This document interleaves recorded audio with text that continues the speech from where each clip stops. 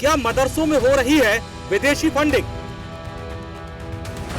कहीं मदरसे आतंकवाद के पनाहगार तो नहीं? कैसे बनी बिल्डिंग, कहां से हो रही फंडिंग? अब यूपी की योगी सरकार इन सभी सवालों के जवाब तलाशने में जुट गई। अब हर उस गतिविधि का हिसाब होगा जो शिक्षा के नाम पर सुरक्षा से खिलवाड़ कर रहे हैं। शासन और प्रशासन अब तलाशेगा कि कहीं मदरसों में विदेशी फंडिंग तो नहीं हो रही। और यूपी सरकार अब खुद मदरसों को अनुदान दे रही है, तो आखिर विदेशी फंडिंग की जरूरत किस लिए पड़ रही है? यानी सूबे की योगी सरकार अब यूपी की मदरसों में होने वाली फंडिंग पर सख्त निगरानी रखेगी। अल्पसंख्यक कल्याण विभाग ने इसका मसौदा भी तैयार कर लिया है। सीएम योगी ने दिया मदरसों की जांच का आदेश। मदरसों की फंडिंग की होगी पड़ताल। फंडिंग से जुड़े विदेशी कनेक्शन को किया जाएगा ट्रैक। एडीजी की अध्यक्षता में 3 सदस्यीय एसआईटी गठित। एसआईटी में अल्पसंख्यक कल्याण विभाग के अधिकारी शामिल हैं। सवाल सिर्फ विदेशी फंडिंग का नहीं, दरअसल यूपी सरकार के इस फैसले के पीछे का मकसद उन सोर्सेज का पता लगाना है जो मदरसों के जरिए यूपी को अशांत करना चाहते हैं। बीते कुछ समय में कितने अवैध मदरसों पर ताला लगा, ये भी समझ लीजिए। भारत नेपाल सीमा से सटे जिलों में कार्रवाई हुई। श्रावस्ती, बहराइच और सिद्धार्थनगर में अवैध मदरसे सील हुए।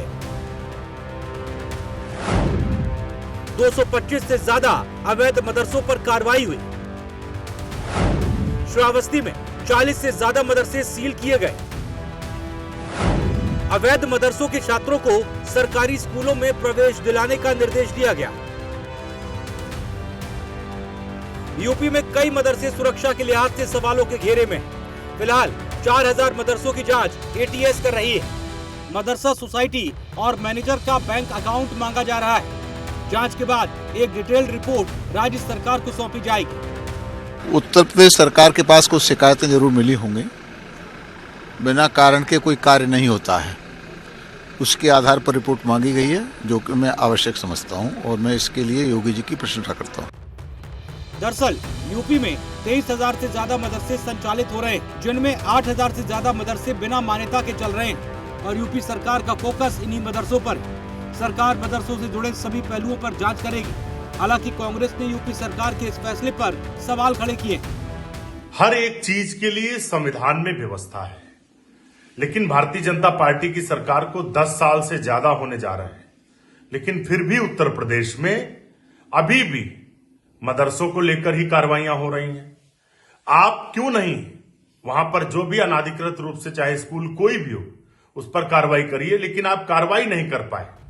साल 2023 के दिसंबर में एसआईटी की जांच के दौरान यूपी में 80 मदरसों को लगभग 100 करोड़ रुपए की विदेशी फंडिंग मिलने की बात सामने आई।